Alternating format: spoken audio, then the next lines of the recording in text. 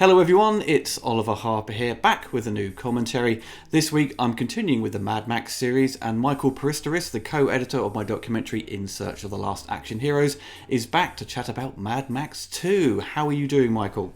Not too bad with all things considering there, Oliver. Not too bad at all. Excellent, excellent. Now, if you wish to sync this commentary with your own copy of the film, put the timestamp to 0 and press play now. Randomly, we'd planned to do this. We recorded this commentary, months ago, before the old lockdown. And then me and Michael weren't particularly happy with the quality of it. Our energy levels were a bit low, so now we're back doing it again. And I'm more than happy to do it because Mad Max 2 is a masterpiece. Yeah. And as we've as most people know, Mad Max 2 had a different name in the United States. Mad Max 2, well, it's called The Road Warrior. Just basically the Road Warrior, yeah, that was it. Because obviously the USA, they... what I read was that Warner Brothers weren't really aware how popular Mad Max 1 was on the sort of the renting sort of HBO, I think the box office or rental service at the time. So they sort of thought, well, no one knows about this film. Let's just rename it The Road Warrior. People everywhere else in the world, it was known as Mad Max 2. So this one starts with a very sort of clever sort of prologue to set up this dystopian world, showing you how all these the governments and the ruling populace have all sort of crumbled, and everyone's now after petrol. Where in the first one it was just like we saw society, didn't we? Sort of had crumbled, but not fully.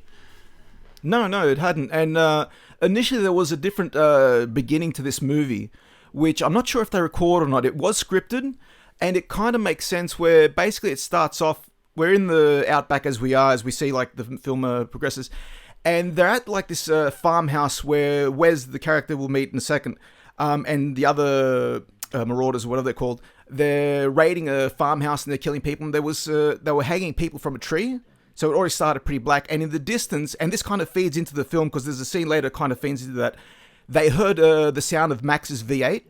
It had a very specific sound, and they stop and they notice, and Max stops and gets out. He sees what's going on, and then he jumps back in the car and he speeds off, and that's when the initial chase does take place. And that's the next shot you kind of see is like in the middle of the chase. But initially, that is how it was scripted to start, where it was going to it's starting off already in a desert type scenario where they're killing people in a farmhouse, and Max, you then kind of see him then.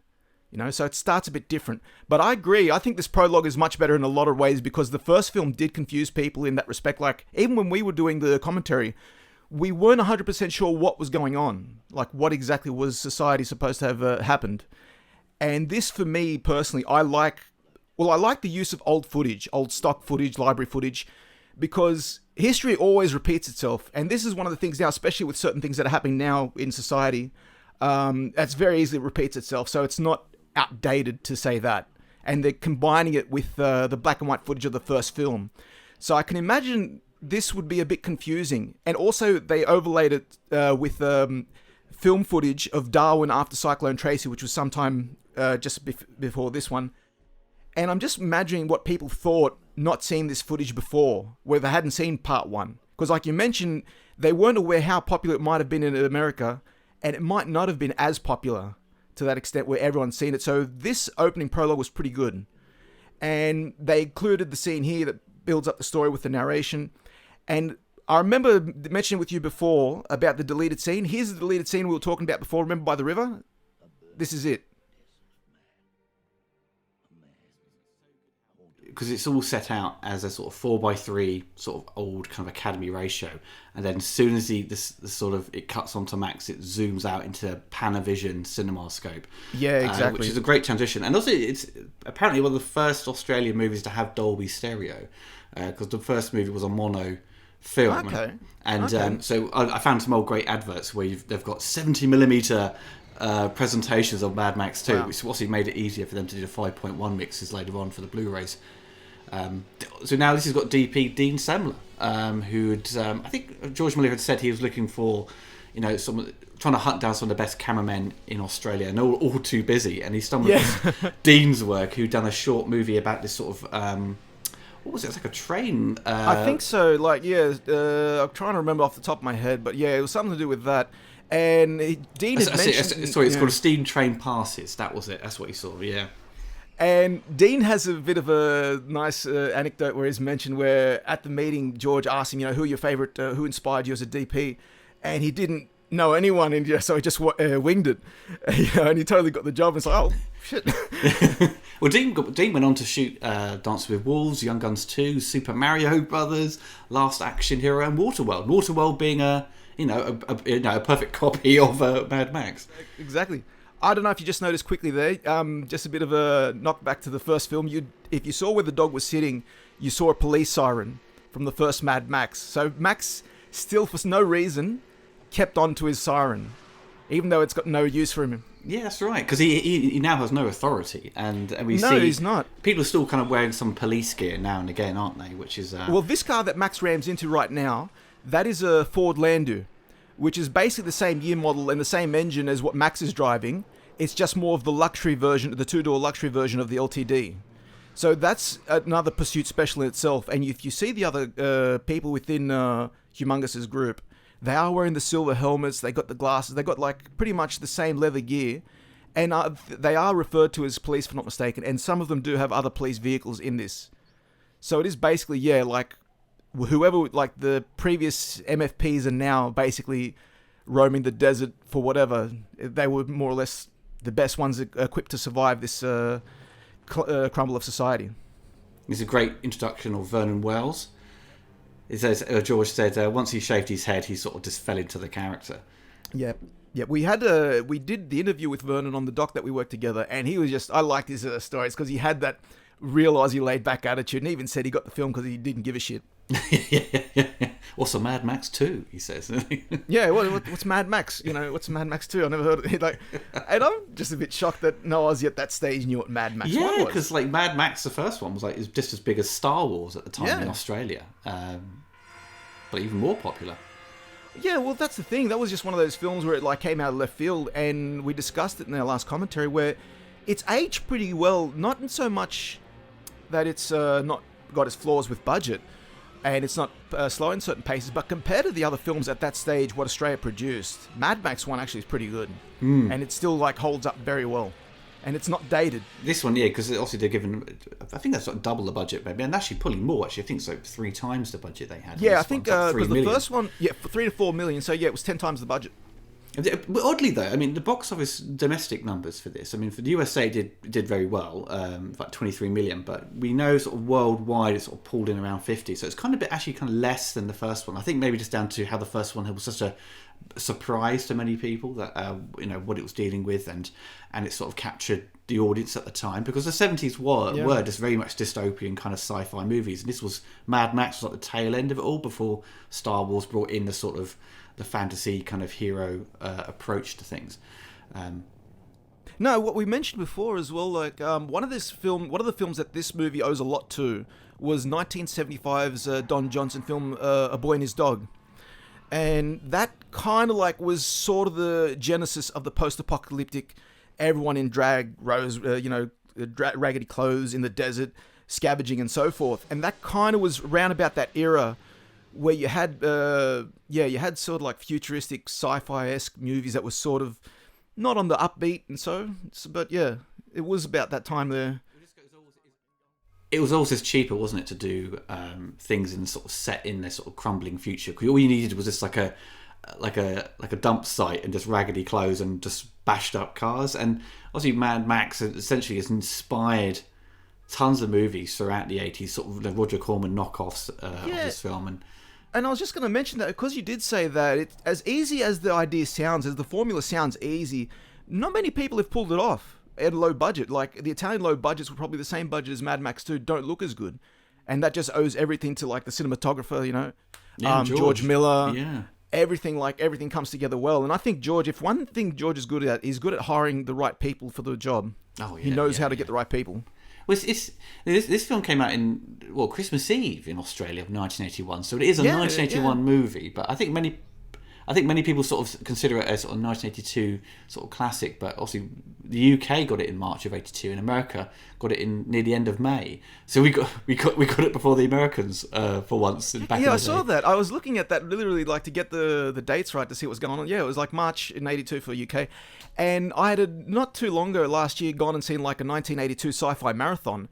And they had Mad Max 2 included, and they had the disclaimer saying, yes, even though the movie was released in 1981, we didn't get in UK till 82, so it's an 82 movie, so, sit down and enjoy it. I had no complaints. I bought the ticket and stayed the whole marathon just to watch this film on, like, 35mm, I think it was. Worth it. Was the print in good condition? Pretty good condition, and not only that, because it's a beat-up film, I'd love to see it in a beat-up reel. Yeah, it kind of fits with, doesn't it? It fits with that sort of Roadhouse approach, doesn't it? The Grindhouse kind of thing, sorry. But obviously, coming up here, we've got... what's his name again? Bruce Spence, sorry, yeah, who's apparently unwell. No, he wasn't well at all in this at all. He wasn't. He's very weak, wasn't he? So I don't know, something... Was he suffering from an illness, or was it the sort of operation? I think so. He had like I think he had like some kind of viral infection or something like that, and he just got out of the hospital, and he was stick figure, he was thin, and he was at that stage pretty unhealthy, and this was like the first take, and that's the other thing that this film that is unlike most films. Miller did it in chronological order, so he filmed this film chronologically to progress with the vehicles, to see them decay and so forth, which is very rare for Hollywood.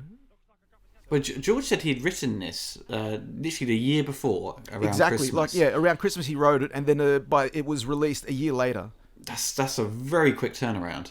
And not only that, it's actually winter now where they're filming in this part of Broken Hill, and they just, technically, even though they're all dressed up, they're all like that, except for the Humongous, who we'll get to, after when they said stop or cut, they're freezing, they're chattering their teeth, they're running to get blankets and so forth. It doesn't look it. No, not at all, not at all. And considering the filming dates, that does make sense, because they would roughly right now be in the middle of winter. Yes. I mean, it's you rarely see any cold breath in some of this. I think later on, doing the nighttime scenes, you can see their breath, because it is literally just so freezing at that point. But yeah, they get away with it. I mean, it looks like it's blistering hot. I also like this moment quick here. We got Bruce Spence, Gyro Captain. As much as wacky as he looks, he's actually quite intelligent. He figured Max out before Max had a chance to do his thing, where it's like, look, someone like you probably got a booby trap or a weapon under there, so, watch where you're going. George said that he'd obviously devised a script around Christmas time, but he said when he went to filming, they were still rewriting all the time, like making stuff up on the spot. So it's interesting to see how much he'd written of the actual story. At that stage, maybe on the day on the shoot, I thought, okay, let's try and come up with something a bit more elaborate, or extend some of the dialogue with the civilians we kind of meet later on as sort of the survivors. But George had storyboarded the entire film and would spend the night before up to the early hours just trying to get these sketches done, which were so poorly done, in the style of Sam Raimi's with his stick figures, probably. No, I've seen. I think not really. I think Tony Scott did something similar, and they were just as bad. But it's not so much. Storyboarding is something that can, even for you as a director, give you a bit more insight. As much as it is for other people, it gives you that. Oh, wait a second. What if I put the angle here and I get this? So I totally get the storyboard thing, because he had put himself down to like, I'm going to get these done. I'm going to do it. And basically, like, the only person that really appreciated him was Dean, the DP. Dean Semley, yeah. Yeah, he's the only one who kept him. Everyone else, like, because like mentioning back to the cold, we're just throwing in bonfires. Like, oh yeah, thanks, George. As soon as he turned his back, oh, he's gone. Fuck it, throw in the fire. When I was looking at the sort of the various cuts of this film, because George had said he didn't really cut much out. Like, it wasn't like, dozens of deleted scenes. I mean, Michael, you've shared with me before, like, some kind of extended moments where they did extend it for TV, but it's only little bits of dialogue that will just be thrown in. But it's nothing to amount to like a special edition that needs to come out. Yeah, nothing like a major plot twist or a plot point that needed to be described that was missing. No. Yeah, and the German cut was like trimmed by 10 minutes. I was looking up the run times. I was like, wow, blimey, at the time. Then, obviously, Germany had very strict ratings board during that time. Must have been a number of sort of just the death scenes, probably some of the car chase sequences probably cut out to stop people being influenced by them in some way. Yeah, it's so weird. Society's so weird because if you go back to censorship, like even the UK, if the one thing the UK loved to do was censor anything affiliated with nunchucks. So, like, Enter the Dragon was butchered for a number of years till like it was re-released. Ninja Turtles, that's a big one that got changed. So every nation has its own laws of censorship, and it's just so weird because if I might be generalizing, but we all know like Germany is a bit more comfortable when it comes to sex. Like pornography, they're a bit more comfortable, and some people cut out certain scenes, like the scene we saw earlier on with Gyro Captain's gyrocopter. In some places, they cut out the pictures he had, like, of naked ladies that he posted on it. Which, by the way, if you didn't know, that was Miss Playmate in this 1981 January. She was not that I looked it up. I just I heard rumors. But yeah, no, it's funny because you're right. Because in Germany, depending on what country and so forth, they will censor certain things that sometimes don't make any real logical sense. And not only that, in Germany, the Germans loved this film as well. Mm. I think it's called Die Volksstreiker, if I'm not mistaken. Like, I'm just sorry if my German's not good.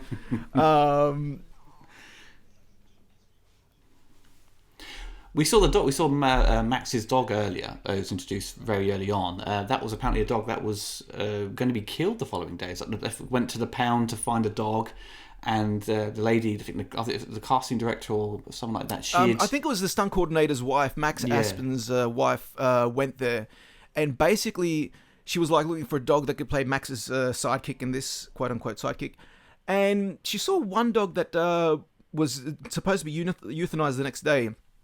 Blue Heeler, Australian Blue Heeler, popular dog with us there, where it picked up a pebble and brought it to her, and it wanted to play a game, and she got the idea that I can teach this dog. This dog, has certain ways of being playing, and it can be taught. So that way I can actually do something with this dog, teach it to act and so forth. And yeah, sure enough, saved it from death row, and brought it to be in this film. Yeah, and it went on to have a good life afterwards, which is... Yeah, no, it went to live on a farm, which is, that's great. It's amazing. But the one problem with this dog in particular, it hated being in the car. It often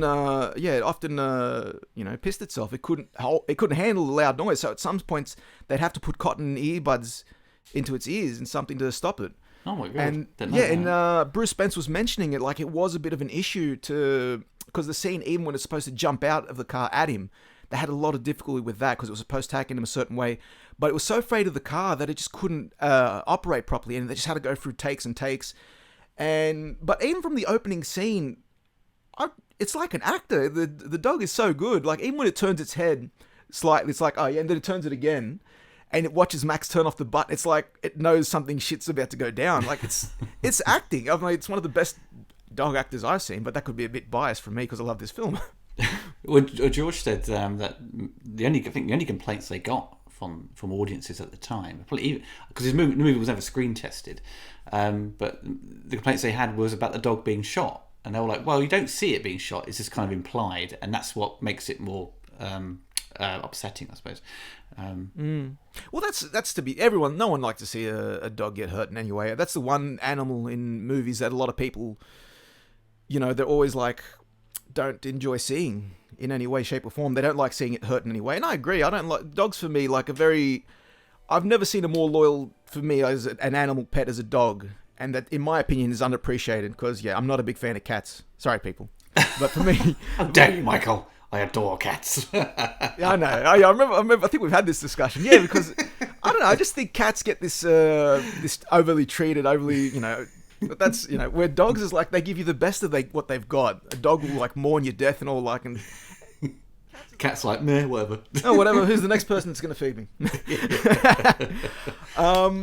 Location-wise, okay, so this is, I think we mentioned, this is shot at Broken Hill.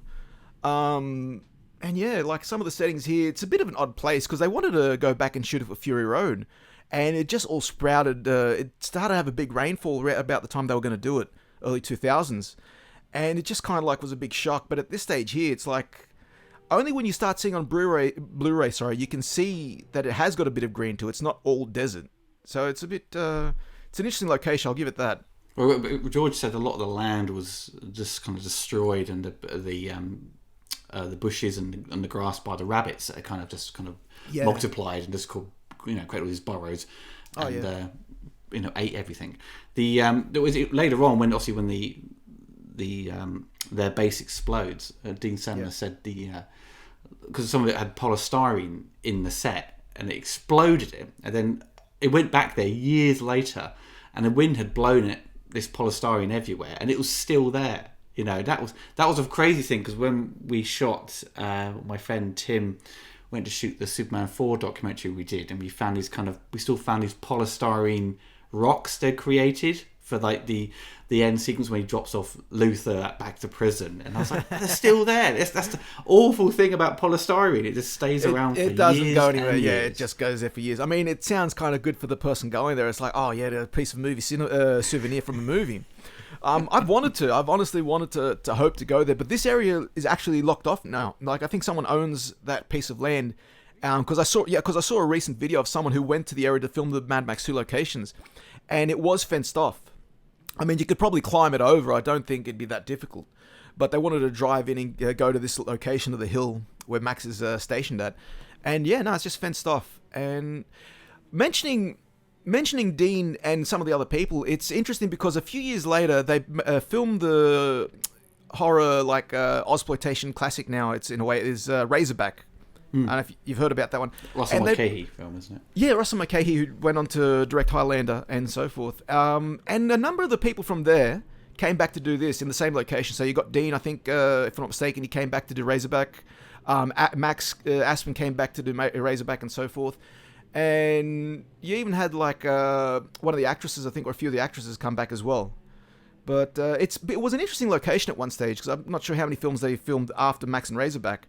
But it had that nice little feel to it with the outback. It was like different locations, different settings. So yeah.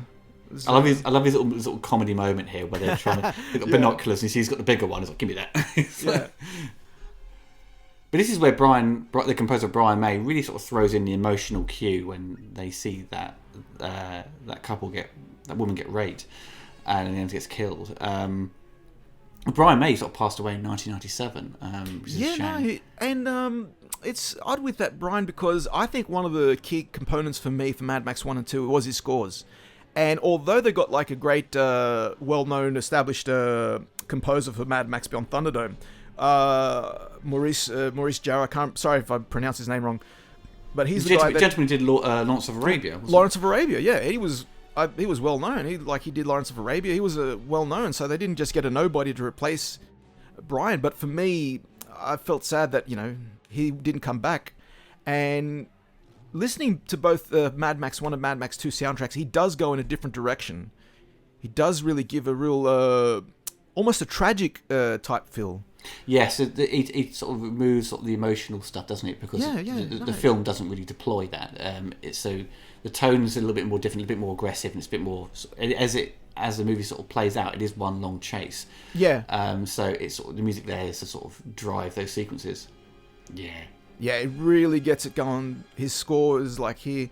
But it's his opening montage music that really sets the tone that this is basically a tragedy. Like, this isn't, as much as this is an action film, as much as this is adventure, excitement, this is basically, in my opinion, a tragic film because, especially with the events we've gone through now with society, with this current, I don't know if we can talk about it or not, about with the situation we're in now, with lockdown and so forth. I remember we were discussing with the first film, where it's like, oh, why is it a bit odd where some people are in and out, we don't see that many society? And for me, Mad Max 1 now kind of makes a bit more sense in the situation we're in now. Where if a situation was that kind of dire, where the government would say, look, stay in, don't go out for the necessities. And I can see Mad Max 1 very set up the way we are now. So a lot of the population are sort of in a lockdown where everyone else is kind of breaking the rules and just doing their own thing. Exactly. Yeah. And what I see Mad Max 2 is the next step of where we are now if we lost law and order. Where it got that far. And that's why I think it's a tragedy, because a lot of these people, you could easily say they were everyday mundane people, except for like the cops. They could have been like bankers, owned shops, owned this and that, and then society crumbled and they just found the only way to survive was to go out. So the new Mad Max, essentially, everyone will be after petrol still, but after toilet roll, hand sanitizer, and rice and pasta, I presume. I don't know about that, man. I mean, like... Like I told you before, I saw a Mustang not too far when I was going for a walk that we're allowed to do near my house. I'm thinking, okay, if we do crumble, I'm going for that Mustang and I'm heading for it, man. It's like everyone's got a plan, haven't they? If there's a zombie apocalypse, everyone's got a plan. You know where they're going, where they're going to stay, who they're going to hang out with. Before I forget, because we're about to be introduced to the character of Papagallo, actually, because going back, I think he was in charge of, like, he worked for a petrol company. He was like a head office at the petrol company sort of thing. So that's why he kind of knows his way around this sort of situation where they're pumping for oil. And again, that's going back to, like, people had jobs, people had life before this. So, yeah, and here we're introduced to Emil Minty, who's playing the feral kid. Where the theory went, and I'm kind of inclined to agree with that theory, that Max in Mad Max Fury Road was not Max, but this character here. Really? Grown up. Well, for me, it's more comfortable because it makes more sense to say that, okay, Max has changed because he's not the real Max, but there is a character that immolates him so much to the point where he believes it. But it kind of messes with the storyline because he eventually became leader of this tribe when they move.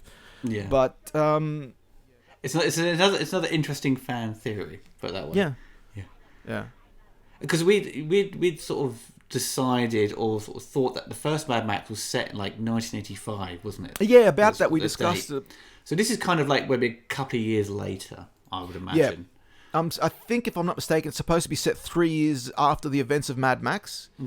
So this is supposed to be like sometime in, I think it's like in 88 and so forth. Or it could be 5 years. That's what I'm trying to remember. It was 3 or 5 years. Because the movie never explains it, does it? So it's always down to... There may have actually been some interesting press notes at the time, like, you know, a press kit, which gives you like a detailed sort of breakdown for the critics. But it's all kind of sort of fan ideas and theories. Anyone with a keen eye, that's the same car Max rolled earlier on. Parked out front. That's the Landau he rolled earlier on at the beginning of the film. So that's just production design, like using whatever they can. Like, all right, we got a dumped car, just dump it there at the front. You know, crash, just dump it there. And yeah, so it was kind of in that way. We've got Michael Preston, obviously the leader of this sort of, I suppose, the rebels or the people that holding all the petrol. Who's obviously used to be a boxer, and he turned to be, and he was a singer at some point. He had an interesting career, but he didn't make it so much big as an actor in that regard. Because I had seen him in one episode of like Highlander, the TV series. You know, I think it was an Airwolf and things like that. I think odd, random episodes popping up in American TV shows. Because TV was such a big thing during the 80s, and actors would just, the established actors or some actors who would pop in other countries would just pop up for one episode and be gone. That was not uncommon, especially with Australian actors. They would at some stage pop up here and there, and you'd recognise them. And the same with, like, we just missed it, Virginia Hay. She was a model turned actress, and this is her first acting role. Like, she's the one holding the knife towards Max. She had an interesting... Because she had a career. She was on a TV show called Farscape, if I'm not mistaken. And I had met Virginia at Comic-Con back in 2013. I went up to get her autograph, and we discussed Mad Max 2, and she was talking certain things like about temperature. It's what everyone usually talks about when they talk about this film, how cold it was. And she was just mentioning, like, her character was not so intended to be any kind of love interest for Max. But after they had screened the film, they saw it. Spoilers for later on in the film. George was regretful about killing off the character the way he did. Like, he didn't know how good she was. And she was one of those actors that eventually popped up here and there after this film. Because we have little moments, don't they, between Max and her. Where it's like, there is this kind of, like, they look at each other for a little bit. Even for like a split second. That it's a mutual respect. It's a mutual respect, and I can believe it, because this world breeds, like we discussed before, breeds strong female characters. Like, again, this is a world where only the strong survive, or only the best at what they can do, you know? And it is that kind of situation where she did say to me, like, after they saw the film, they saw the chemistry, and that... And by chemistry, I mean, like, there is that mutual respect, and like, something that played on into, like, Fury Road with Max and Furiosa, because a lot of people at the end of that film did not like the fact that Max went on his way and he didn't go up to be with her. Like, he could have joined her to help rule this new society. So that's the one thing Miller does pretty well. And I think after that, that was kind of like after this situation with Mad Max 2, he was reluctant to kill off certain characters. Mel Gibson, is at 23, 24 in this film. It's an interesting career for Mel, because he starts out as Mad Max, this kind of anti-hero sort of character, in the early 80s, and then boom, he hits Lethal Weapon, and then becomes just like one of the biggest actors ever, like, you know, in Hollywood in the 90s. Yeah, well, his career was on the rise, because I'd seen some of the films he'd done before Lethal Weapon, and you could tell he was getting there, because he did a movie with The Bounty with Anthony Hopkins, and that had a number of other A movies. It had Daniel Day-Lewis, Liam Neeson. Yeah, well, The Bounty is a film that Christopher Reeve turned down, and Mel Gibson took his place. I think Peter Weir directed it, if I'm not mistaken. Yeah, that's another Aussie who earlier worked with Mel in Gallipoli. And that's another, like, yeah, Peter Weir and George Miller at one stage, you know, like, talked about filming and so forth, because he gave him advice. Peter Weir had given George Miller advice for this film about how to film, because he was just mentioning how much of a difficulty he had for Mad Max 1. Oh, he said it was, yeah, because if he hadn't done Mad Max 1, this film would be nigh on impossible for him. But this was a quick shoot, though, wasn't it? It was so quick, this film. Yeah, it was like sort of by the numbers, and that's the thing about it. That's what's so good about it. Everything clicked together. Everything worked very well. And that's the thing about it, that Peter Weir had kind of given the advice to George Miller. He says, look, you know, just think of it like a war. You know, just think of it like, because George was saying, the first film felt like he was taking this big dog for a walk, and everywhere he wanted to go, the dog wanted to go the other way. And Peter gave the advice to George. He says, look, you just got to go with it. Dig your heels in deep and just go with it. You know, do your best when you can. You know, find ideas where you can as well, and just go with it. And yeah, it shows in this film here. Like, he kind of perfected his art by this stage, and he brought a number of things that he'd brought in from done in the first film. He brought them here to much more success. Because a lot of ideas, wasn't it, he wanted to deploy in the first one, which he couldn't do. So some of it's kind of utilised in this one. And a lot of the cast we see here, a lot of supporting roles, especially for the bad guys, are basically just local people and just had their heads shaved, or you know, and they put on this kind of, you know, random body gear, like mostly like American football pads and stuff. And the people who are sort of controlling the petrol, most of them are sort of theatre performers. So. Sort of worked in their favour, really. Quickly before I forget, the other person next to this one here, not the one who was screaming, but the other person tied to Humongous's truck, is Max Fairchild, and he's the only other actor returning from Mad Max 1, and he played Benno in the first Mad Max. That's right. Yes. He's the only one that returned for this film. No other actors, because going back to that, no one else really was brought in from the first film for this one, and even the crew. We didn't get David Egby didn't come back. Grant Page, the stunt coordinator, didn't come back. Grant would come back for Beyond Thunderdome, but not this one. Not this one at all. So was this, because we'd discussed this before, I think off a podcast, we had a sort of just general chat, that Vernon Wells' character, his partner here, we all thought, was that his lover, or was it just someone that he'd kind of raised as his own son? Okay, the backstory that Vernon Wells said, and I kind of like this backstory, because not anything against the gay storyline or anything like that, but I like the idea because it kind of grounds more his character, is that he found this kid after the whole societal breakdown, and it was abandoned, and he took it on as his son. So he took it on as adopted son, which kind of, for me, it does give more of a reason why he's gone mad. Kind of in the same way Max went mad in the first one after he lost his wife and kid. I mean, so, you know, you can interpret it any way you want. You know, people say, oh, you know, it shouldn't change characters, but he had that backstory from the beginning. So I think, for me, the character, which is actually called Golden Youth, I can see this as sort of like an adoptive son, where he raised him for how many years, and now he's like, I see that more motivational. I think many of the actors, you know, involved in this probably developed their own backstories, because maybe George hadn't really expanded much, so it sort of gives them the motivation for their character role and what they do. And I like this. I like what Humongous says here. This is one of my favourite lines, especially from a villain, where he says, because he alludes back to, you know, we all lost someone we love. I like that. This line here. I think that's the only time you see his head like pulsating. I think the sort of prop they had just didn't work properly. This is a Swedish bodybuilder, wasn't it? Yeah, Kjell Nilsson. They brought him in because he'd come to do some work, and he met his wife in Australia, and she convinced him to come back to Australia because they moved back to Sweden, and she was an Australian. She convinced him to come back to Australia and pursue acting, and he did a bit of acting roles. Not many, like not much, you know, but he did a bit of acting. So he's wearing a hockey mask before Jason. Yeah, exactly. He was rocking it, man. Australia did it first. But Yeah, going back to what I was mentioning before, I like that line of how it throw back to like what I was saying. It's a tragedy where these people, like, we all lost someone we love. All these people are broken, which I like that. There is an illusion, and they allude to it.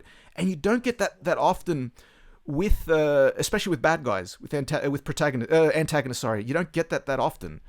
And that, for me, kind of leads back to what I was saying about Wes's character, where it leads up to that tragedy where everyone's lost family. And even Papagallo mentioned it to Max later when they have that conflict where they say, you think you're the only one that suffered, we've all been through it. It's one of those, I love those little bits of nuances that Miller throws into the story where we get with this. And yeah, it's pretty good in that regard. I think Mel only has like just maybe a short amount of lines throughout the entire film, and George sort of says, Max doesn't smile at all. He may just sort of give a slight sort of slight smile here and there to sort of say, sort of agree with someone, or to sort of think, aha, I've got my own way now. Yeah, no, he does that a bit here and there. Like he says he only smiles 3 times, I think, in the film. I think I counted more than 3. I think I counted, like, he does it a few times, but he gives the biggest grin at the end. And this movie basically, by the end, it's about getting his humanity back. Because when we left off in Mad Max 1, he was a broken man. He was beyond saving at that stage. You could see in his eyes, you can see he was like literally quite grim. People talk about how like Empire Strikes Back ends on a grim note in a way, but you think about Mad Max 1, in a way it's quite, it's very sad the way it ends. You've got a guy who's lost his family and he's just mentally broken. And it ends like that, but it plays into this, it's the 70s cinema where the endings were never happy. I literally just watched the other day a movie for the first time called Silent Runnings, because lockdown, I've run out of things to do. And watching that, I'm thinking, I'm not going to spoil it, but the ending's like, oh really? What I watch that for? And that's 1972, and that was very, and that leads back to why Star Wars was so popular. Because it brought back that sense of enjoyment, that sense of feel-good ending. A feel-good ending. And that's why everyone attributes so much to Star Wars, and rightly so. Because if you put yourself in the mindset of that day, of that back in the 70s, you can see why some people like some films like so unwatchable to some degree, or why Star Wars was that big. And it makes perfect sense. It makes a lot of sense. And here now, like, this film basically is a film about redemption. This is Max's redemption. So when he does smile, like George says, he smiles a few times, that is flickers of him getting back his humanity. It's interesting that what we've had with the sequels to Mad Max, so continuity has often sort of been very loosely continued. Sometimes you have to sort of look really hard to sort of see some continuity. But Mad Max Fury Road sort of brought us back to the sort of Mad Max 2 sort of energy of the car chases and stuff. But obviously Max was never a sort of central part of that. He's often, as we see with his sequels, a sort of supporting character in his own movie. But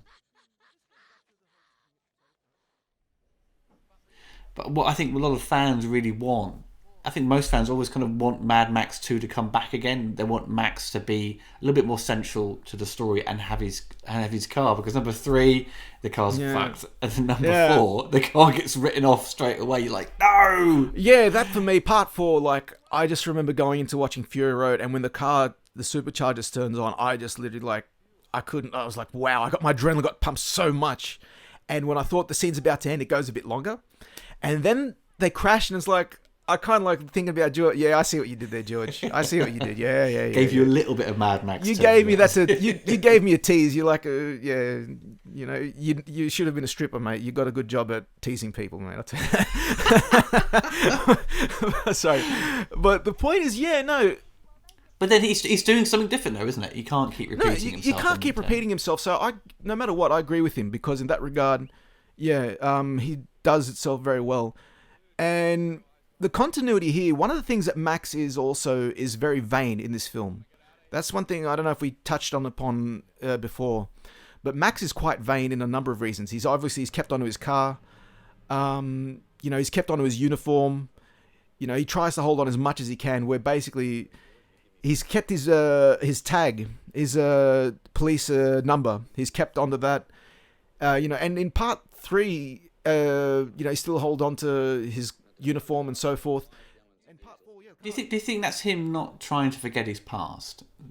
He's still somewhat nostalgic for his. I think so. Yes, I think he identifies with. That keeps him grounded in sanity, in my opinion. I think that leads back to Mad Max 1, where his biggest fear was like, if I've only got a bronze badge to say I'm one of the good guys. Where he says, if I stay out there any longer, I'm going to be a terminal crazy like the rest. So I think the car, his uniform, it all kind of grounds him to the point. Was like, look, no matter what, this is who I was. I was Max Rockatansky. I was the cop. And he mentions it. He mentions it in Fury Road. Never mentions he was a cop in this one, but by this stage, I think people would have known 100% he was a cop by that, because it hadn't been that far since society crumbled. So, but he mentioned I never noticed this before. The guy's oiling his joints on his leg. I never noticed that before. Oh, okay, you never noticed. Well, that's the thing. There's the scene we saw earlier on, where Max went up to someone to hit him in the head with cutters, and the only way it makes sense for that to happen, the guy was whistling, because Max is squeaking, and that's kind of like a problem there. If the guy wasn't whistling, Max would have been heard like 20 meters away. What would he have done then? Now, as I mentioned in my old retrospective, there was this sequence here was just so dark you can never really see it. And my theory was that because Panavision introduced a new anamorphic lens, which John Carpenter used that year actually for Escape from New York. But listen to Dean Semler. Someone did mention that the film stock may not have been correct, but also he was always worried about overexposing an image, and he always kind of had it too low sometimes. Yeah, because he's just afraid of it just ruining the footage. So this may be the case here, where he's kind of underexposed it a little bit too much. And you can see with the grain, in post-production now for Blu-rays and DVDs, they have ramped it up a little bit, and you can see the grain more. Imagine watching this on VHS, you'd be like, I can't see a thing. Oh yeah, no, I remember that. I remember watching the TV version and so forth. You couldn't see anything. You literally couldn't. And, like, for example, I didn't know he was this is Guy Norris, the stunt coordinator who later break his leg, stunt actor. I didn't know he was literally standing on top of top of the hill or top of Max. I couldn't, I couldn't see that at all. No. And when I saw it on, I think it was DVD, oh yeah, he was that close. Wow.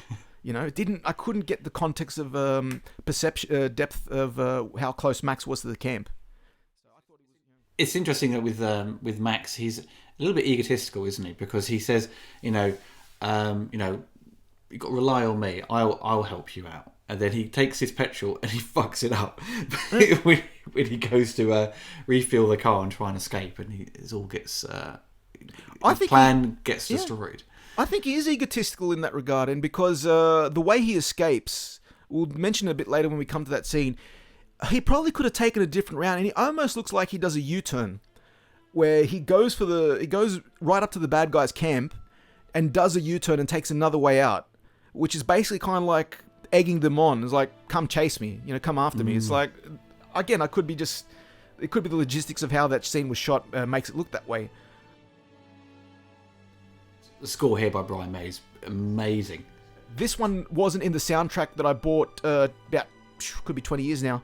When I bought the CD, this scene wasn't included. I was very disappointed because I really like this score, because again, Brian May, I'm not sure if he did it more or less in this film than the other film. The other film was good as well in terms of the score, but it was not the same one. But here he really does have more cinematic, or is it operatic? I'm trying to think. You know more about sound than I do, especially it's probably a bit more operatic, I think. Yeah, really. That's what I was thinking. Yeah. But he's certainly sort of refined his style for this one, and I think there's a little bit more money thrown at him to sort of expand, putting more players in the orchestra. Probably, yeah. Not that I don't think he did do a good job in the first film. I think he did a great job. I still one of my favourites of the trilogy, actually. Again, great acting from the dog. It's just go for it. It's like. A number of films of today, outside of like maybe comic book films, too many people in action films of today ignore the comedy. And it's the same with horror. If you don't add a little bit of comedy to it, I think that's one of the things that really breaks the tension with people. And that's one of the things that a lot of directors of today miss, where they don't include comedy. And this film especially, I think more than the first one. The first one didn't have as much comedy if you think about it, which... No. I think it's with is it Toe Cutter, who has the sort of the comedy, doesn't he? Oh no, he's like that, you know. Oh, I hate guns. yeah. So, but no, you know, he obviously returned from Fury Road, wasn't it, the actor, incredible performance. This one, this kind of the humour is, it's sort of deployed with the gyrocopter character, but Max it shows that he's kind of, you know, he's not all like straight faced, you know, mean guy or anything like that. He is sort of just going along with it. Max is like not at all, but he can see he can see the humor in it. Like there's the scene in the when he's with the car with the gyro captain tied up, and you know, he's got the dog with the gun with the bone, you know, holding onto the trigger. So if Bruce moves, and Bruce is shitting himself, he's like, you know, don't, when he sees the rabbit, he's worried the dog's going to jump out and pull the trigger. Unbeknownst to us until this point, Max knew there was no bullets in the gun, so that's where he's smiling. That's where he kind of gets it. Like you know, he's got no bullets in the gun, but no one else knows that. But he's got that smile on his face. He's like,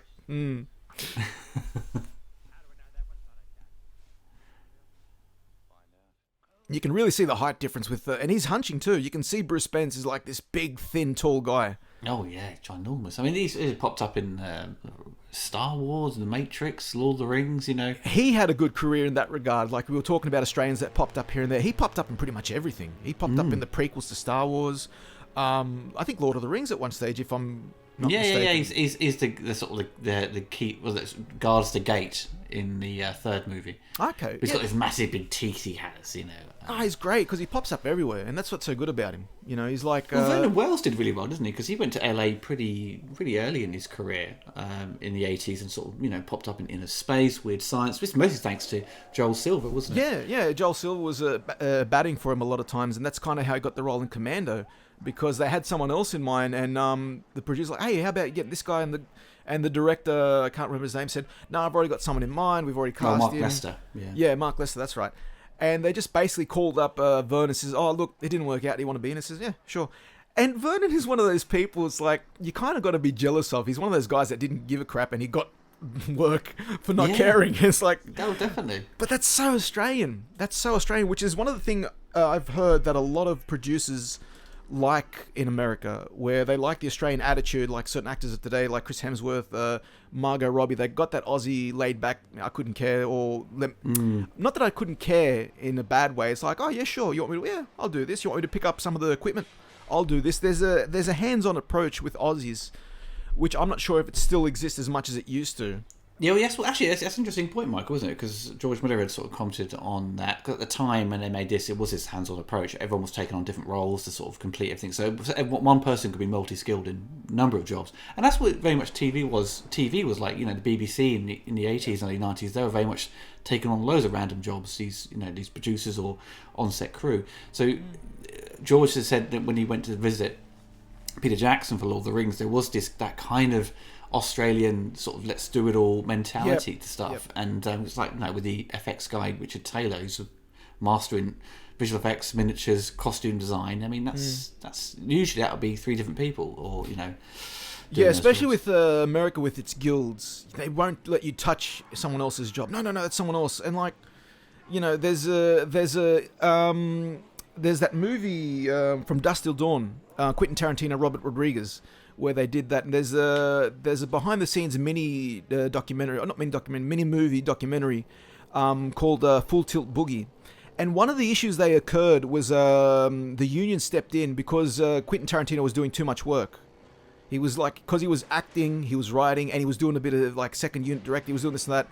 And some other people like Rodriguez, they gave that attitude like, let's give a hand, let's get this done. And the union stepped in and says, no, you can't do that. And there's like this one scene in the documentary where they go behind closed doors and they like pretty much facing a lawsuit. And I don't agree with that. I think these people should be allowed to like give a hand, because that's how you learn. That's how you make some of the best work. Yeah, I mean, this film had no steady cam, so like Dean Semler would have to hold the camera and just like shake it. George Miller would have to, aggressively shake it a bit more to get the right effect. Yeah. It's because Dean Semler had shot so many documentaries, he could do handheld really easily. But he said, going from 16mm to 35mm Panavision camera was far heavier. Well, again, you got there was the movie Dead Calm. Have you ever heard of that one? That came out in 1989 with Nicole Kidman. Yeah. A number of the people from Mad Max 2 went to work on there. Terry Hayes' writer, the co-writer, went there to work as writer. The production designer, Dean Selma, went deep, did theirs, and so forth. And George Miller was like second unit. You know, it was second unit. He did like a producer as well. So you got, that's part of the thing that I like. I like that kind of aspect of film where it's like, bring the other person in and give a hand, because that's that friendly camaraderie even between directors. Where it's like, oh yeah, I'll give you a hand, mate, and if you're a bit tired, I'll take on some of the directing here, and I won't take the credit for it type situation. And for me, that was one of the biggest reasons I got into film myself. When I do like short films, whatever, it's like I like that hands-on approach where everyone can do something, where everyone, whoever's interested can get involved. I do like they sort of speed up the footage sometimes. It's like, a bit like watching a Bond film from the 60s, where they sort of... That one, probably they did it more for the censorship, if anything, not so much anything else. Whereas like obviously later on with the big car chase, they sort of, speed up some of the footage, which they did in the first one. Yeah, well, the first one, they did it in very good... They did it better, in my opinion. I don't know, because you don't see it that often in the first one. You did it one or two bits, where at this one, it's a bit too much and a bit too obvious and unnecessary, in a lot of respect. Exactly. Max could have easily just gone around, their little campsite to get back to the base. He's a bit of a plonker, isn't he? Yeah, no, he's just so... But then again, it's without it, there's no action film. There's no, Yeah, it's true, yeah. Here's another stunt that went wrong that sent the stunt coordinator, Max Aspen, who was driving, who was actually dressed up in that, sent him to the hospital. This stunt here, because it wasn't supposed to clip the top of the other car like that. And that's the other thing about this film. The thing about the film of this era, especially this film, so many people praise for its stunts. You can see it. It's not fake. It's not CG. It's tangible. And I think you get your best performances out of actors, out of everyone. There's no one you don't get a good performance out, where too many people rely today on CG. And I agree to some degree about safety. Yes, it is something that is, people's safety should come first. But you lose some of that edge to when films are made that way. Because there has been a lot of number of people losing their arms and legs and getting killed on some recent films, isn't there? Like Deadpool and I think Resident Evil. Stunt performers have been hurt. No. It was like in the Resident Evil, and you had like even in The Hangover Part 2, there was a big issue where one of the stuntmen I think lost his arm or something, or got paralyzed. I mean, no one should have to go through that for any film, in my opinion. But Fury Road did a lot of stuff within camera, tons of stuff. So it's still it still can be done with the health and safety regulations of today. But things have to be just so planned out religiously to make sure everything works. That is probably the first concern with Miller, because he's mentioned in interviews where he's always concerned about the other people. And being a former doctor himself, that is probably like he's always concerned about safety. And I think that's why he always double checks everything. And that could be attributed why on his films, no matter how balls out, violent or dangerous they look, there's never been really any... I don't think there has been any issues. Knock on wood, I don't want to jinx the guy. But there hasn't been any major accidents. And you'd think, people got killed in these films. A lot of people are sure the stunt people got killed in this film. There's got to be, especially the first one where that guy gets hit in the back of the head by the bike. Well, now they've just announced a prequel, haven't they? It's actually now going ahead, the Mad Max prequel to Fury Road. Okay. I think, because at one stage they wanted to do a Furiosa film. Look, I don't mind a standalone Furiosa film, as long as there's also a Mad Max film as well. Because I like it when directors do certain things where it's like, they invest into the universe they created by doing like a second story. Well, I think today Fury Road was kind of her movie anyway. As it plays into my sort of the idea that Mad Max is essentially a supporting role within his own movie. He eventually does. Yeah, he eventually does become that, and you can see that because Max really, which is why it goes back to the film's popularity, is like that lone gunslinger that rides into town. There's that issue like, oh, we need we can't do what this is.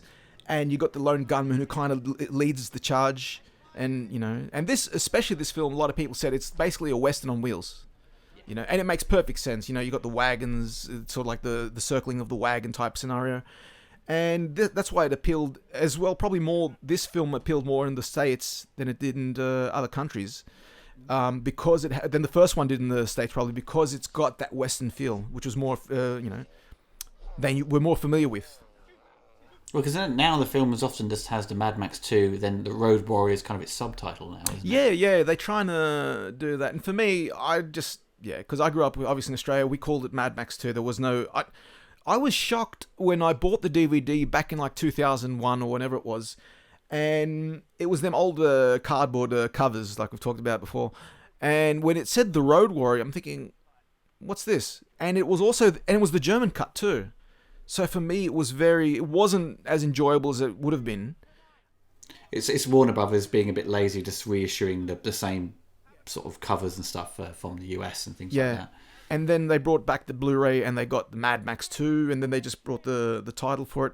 And for me, I think by this stage it should literally just be called like... Okay, you can call it Mad Max 2 The Road Warrior because of Fury Road and Beyond Thunderdome. You kind of got that tags on them. Yeah, I love this comedic duo of the mechanics, isn't it? Okay. Again...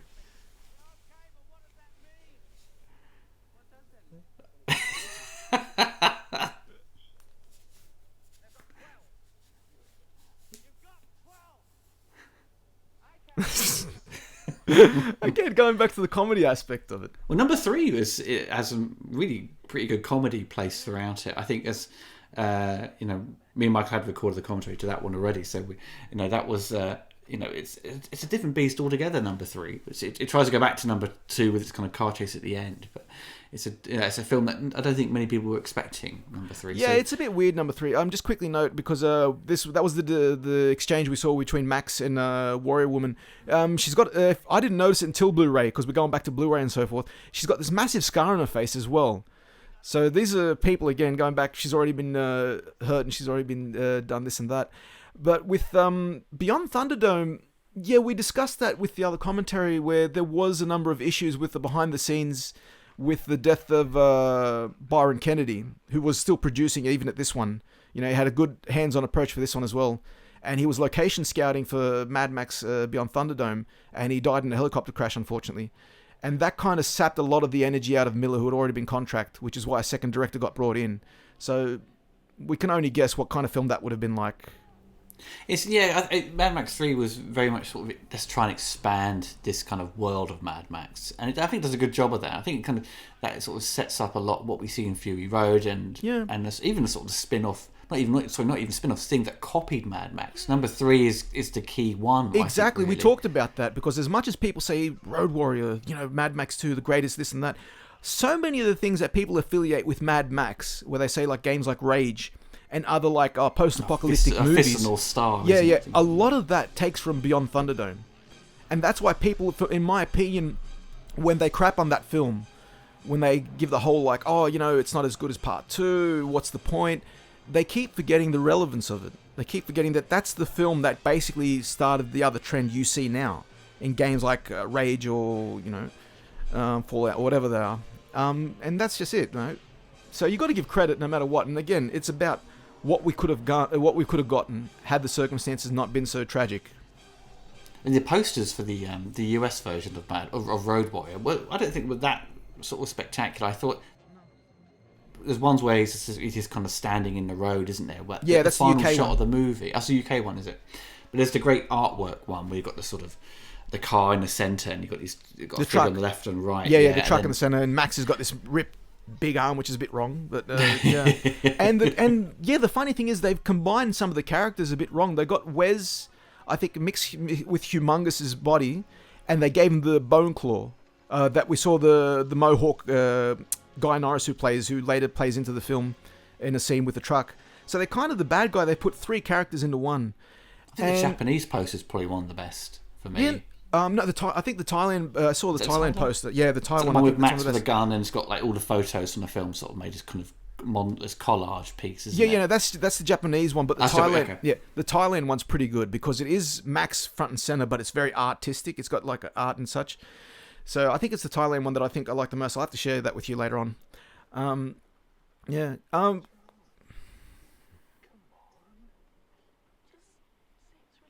This gentleman here, Bruce Spence. Bruce Spence, where he's desperate to take this girl with him, and she's kind of oddly kind of straight away like takes an interest in him, but she knows she can't leave her family, and he's just like, come on, you got to go, In this world, yeah, like he's got, like they showed earlier on with one of the other people, with Sid Halen, I think it was, if not mistaken, who used to play Cookie on A Country Practice. Everyone was interested in his helicopter, or gyrocopter, because it basically does make him, in this world, it makes him like a god in a way of the sky. You know, he's that dominant where he could literally pick up and drop people off miles and miles away under the safety of distance.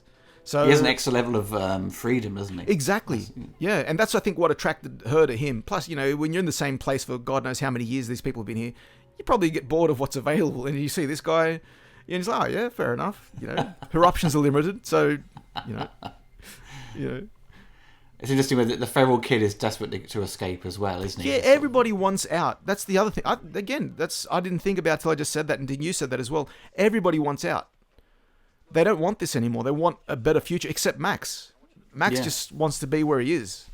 And beyond Thunderdome, you know, everyone wants to be within this society because it just creates normality to people and structure. Yeah, and that's the film where Max is interested in settling down. He said, "No, we're gonna stay here for a long time. We're gonna be thankful," which is totally 180 from this character we see here, where he's like, he doesn't want the machines, he doesn't want a car, he just wants to stay in a place where he can eat, drink. You know, basically what they're offering him here now is what he wants in part 3. Yeah. But we never, we don't really know Max's goal in this movie. Where's he trying to go? What's he trying to achieve? I don't think he has. Yeah. I think he just wants petrol and just keeps traveling until he finds whatever he thinks is missing in his life. I don't think he's searching, and that's one of the things. You know, wondering. The guy is even saying here, Mike Preston. Oh yeah, because he's trying to grill him, isn't he? You know, what do you want? Well, here's the name. His name, Papagallo, if people don't know, that's actually a Greek word, and that's harkening back to George Miller's Greek heritage. And Papagallo is referring to a talking bird. So it kind of suits him, the talking bird, the talking, you know, the high up talker, you know, and that's basically what Mike Preston is. You know, where he's always trying to convince people of the better future, of what's available.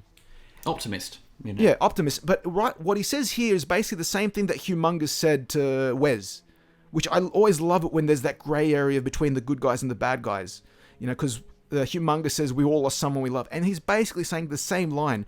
And here we see Max is still devastated and broken, very much like Wes, and Wes is like kind of that pace as well. Because he's got to push Max emotionally, hasn't he, to get him to follow him. But I mean, Max eventually gets involved because he has no other options later on, because he screws up. I don't know if it's because he's got no more options. I think he's kind of, you know, I don't like the term, but I think he's seen the error of his ways. In a way, he's seen like this is where he's supposed to be. You know, I don't want to get like all talk about like divine intervention like they'd mentioned in Pulp Fiction, but it's kind of like Max in a way, going back to the whole cowboy aesthetic. He is like God's lonely man, as the saying kind of goes. That's a saying that John Milius would refer to Dirty Harry, where his mission is to help and save others. Yeah. You know, which is what we talked about. His character becomes like he's the secondary character in Fury Road and Beyond Thunderdome.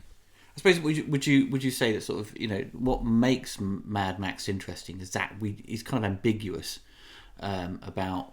You know, we never get in his head, because he will never discuss, you know, his problems or what he really wants. It's all kind of hearsay, isn't it? And you have to sort of pick together, you know, what his motivations are, other than their survival.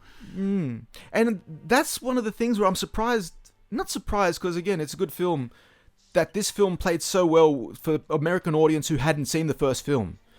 Because for us who've seen the first film, we know what he's going through. And when the character of Papagallo is grilling him, you know, he says, oh, you think you lost a family to make you something special. I'm inside saying, yeah, but you don't know how this guy lost his wife and kids. You don't know how he's become who he, you know, we know his full backstory. Where people are watching the opening montage, as much as they know it, they don't know it. They're like, okay, so he lost his wife, his kid. You know, what else? You know, we don't know about Goose. We don't know about who he was and how it kind of all fell apart. It could be a similar situation to, you know, when this came out in the States, people who maybe had seen Mad Max 1 but didn't know this was a sequel. it's a scenario with Evil Dead 2 and the Army of Darkness, where as a kid, I was like, Army of Darkness, it's got this dude with a chainsaw and a shotgun. Wait a minute, I saw that in the film Evil Dead 2. Why is this not called Evil Dead 3? Which one is this in the series? It completely confused me. That's probably why it's called Beyond Thunderdome, not Mad Max 3 Beyond Thunderdome. Yeah, why don't they...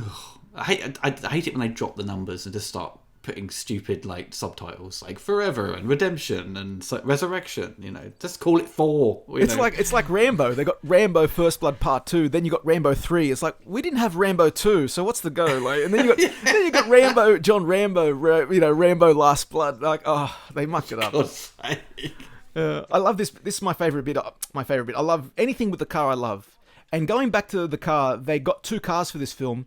And unfortunately, I didn't mention it earlier. If you want to know which is the original car from the first film, it's the car with the windshield wipers. Whenever you see it without the windshield wipers, that's a duplicate car that we're about to see get demolished, which luckily the original car didn't, which was safe. So the one with the windscreen wipers is like the hero car. Yep. Here's going back to the opening scene I was talking about. So imagine if the opening scene existed where Wes was at that farm and he heard this engine. He hears it again.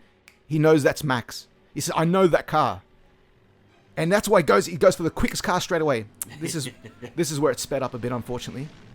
The sirens do a lot of the damage because you can see the sirens going too fast. It's those are sped up. Yeah, unfortunately. Well, I said in my review, just add some Benny Hill music and it would work quite well, wouldn't it? I love when he turned... Okay, this is... When the movie turns on the supercharger, that's it. That's the ending. Oh, look at that. I love the photography here. Yep, that was Mad Max 2, everyone. Max went away, lived happily life with his car. Thank you very much for joining me and Oliver. See you later. There's no more film to that. It's over. Let's put Finn at the end. No, I mean, this breaks my heart. This really... And we'd have discussed this, I think in the first commentary, where someone in a comment section in one of my videos a few years back said that the black car represents the dark side, the manifestation of the dark side of Max's ego, or Max's character. Which is the black car, which black is usually affiliated with the Dark Knight or whatever, which is odd to see Max in black leather, like we'd see the Terminator a few years later. And someone had mentioned when Max had got the car in the first film, that was kind of like his dark side being tempted into it, like being tempted by the devil. And in this film, when the car gets demolished, that's him free of that ego and greed in that way. Because everything about this film up to this point was getting this car up and running. Was getting this car fueled, getting him back on the road. That's all Max cared about. And that kind of leads into why he does gain his humanity after this point. This is a great stunt coming up here when it all just blows up and that guy sort of somersaults forward with the explosion. It's great. You see Max here, don't he? Completely just destroyed, isn't he? He's just trying to reach for his gun. He's got blood down his face. And he knows the gun's empty. He knows that he's got no bullets, but he's still going. That's the other thing about Max. He doesn't quit. And you wonder what drives him forward. He needs to keep moving forward. And yeah, here's the scene you talked about before with the dog, where you think to yourself, a few seconds. All you need a few seconds. But then again, Max probably would have got shot between then by the time the car blows up. But this, bothered a lot of people. Yeah, and you don't see it. Look, smart directors or smart filmmakers know when and what to show, and not showing that was perfect. Just a quick side note, that setup is actually set up like a real bomb. Like that is a real ignition type ignition, whatever you want to call it. So it is an actual working ignition to set off a bomb. Here we go. Oosh. That's a great edit. Yeah. It's so good. It's lucky Max is hiding. Because Wes can be like, I've got you now. Yeah. Oh, the car, it's fucked. I'm just, it's a moment silent for me. I'm just taking a moment of silence. Look, but I'm so glad the original survived, because even that was supposed to be demolished there at this stage. Oh yeah, we don't need any more. Send it to the tip. How does he have the car then? Car number 3, because he's got the shell of it, wasn't he? Well, look, in the comic book they did as a type of prequel to that, and also the game that came out, it was supposed to be a prequel to Fury Road. It goes back to Max's vanity, which kind of doesn't fit into the idea that is Max. Because by this stage, Max no longer has that vainness about the car. But he does find another pursuit special. Right. He does locate a body, and part of the game is like locating an engine and everything. Oh, what, the one on the 363 on the Xbox and PlayStation? Yes. That's kind of like the prequel to Fury Road, and there's a comic. Going back to Brian May, this is the same tune that was played when Max got shot in the knee in the first one, and he's dragging himself, and it's almost the same camera angle, but the tempo is much more slower now. Yes. And it's so sad because you're at Max at his lowest point, and the camera's fuzzing, but he's still moving forward. Where's he going? This is a guy that normal circumstances would usually like just give up and die. They say, okay, look, nothing left to go for. I've got nothing left. There, it's all gone. But he's still moving forward, and that's that drive that I think why people love the Mad Max character. You know, he's not the strongest. He's got the skill that he has is in driving and reflexes. Where we saw Bruce Willis come Die Hard, it was a hero that could be beaten up. He could be hurt, and we had Rambo Stallone and Arnold. The films they did, they were kind of indestructible in some ways, especially Commando. Oh yeah. So with Mad Max, you know, we have a hero he looks cool. He's got his great car. He's got his sawn-off shotgun, but he is, you know, he's not indestructible. You know, And in the span of 4 films, that's what's a good point you made about Die Hard, where in the span of 4 films or 5 films, if you consider that last mess, Bruce Willis's character, like John McClane, evolves in this superhero sort of thing where nothing can hurt him. He always comes out on top. Where Max, you always feel like he could die any moment now. And he's got that consistency of vulnerability. He can be hurt. He does get hurt. And he pushes through the pain. That's why, for me, that's why I also like Furiosa. When you do a character right, especially an action character, you know, people always go back to it. Where if you keep doing it, like you mentioned, like Schwarzenegger or Stallone, Bruce Willis from Die Hard, they always, you know, they're never vulnerable. You know, they always like come out on top, and you lose interest after a while. Yeah, as you say, with Die Hard, kind of number 4, he was jumping off planes and stuff, and helicopters, avoiding getting crushed by a bridge and all that stuff. I mean, it's great stunt work. I loved it. Great entertainment. It's fun, but it's like it's far from you know, the McClane character we saw in the first one, where Max is very consistent actually with, you know, throughout the sequels he can be hurt and really badly, but he always fights back, and it's the will to survive. Yeah, and not only that, the wounds, his scars continue on to the next film, because if you look at Mad Max Beyond Thunderdome, especially after this accident, one of his eyes is dilated. Or is it dilated? Yeah, I think it's dilated. And when I was a kid, when I finally saw this on DVD, I then noticed that one of Max's eyes wasn't blue, and I thought Mel Gibson, the actor, didn't have 2 natural blue eyes, and he always wore a contact, and he forgot to wear a contact. I'm saying, oh yeah, he's not perfect. There you go, Mel Gibson, the good-looking Mel Gibson all the women want. You know, he's not perfect. But then I found out, no, that's George Miller saying, you know, he would have had dilated eye. So I'm thinking, George Miller does it again, and he has that. He has the brace. He's got, you know, his uniform, because we didn't mention Max's uniform. Like, people who copied this film thought it was a good idea. Oh, yeah, we'll have our character look like Max. We'll have him missing a sleeve. We'll have him wear a bandage and blah, blah, blah. Where his injuries and uniform reflects what happened to him in Mad Max 1.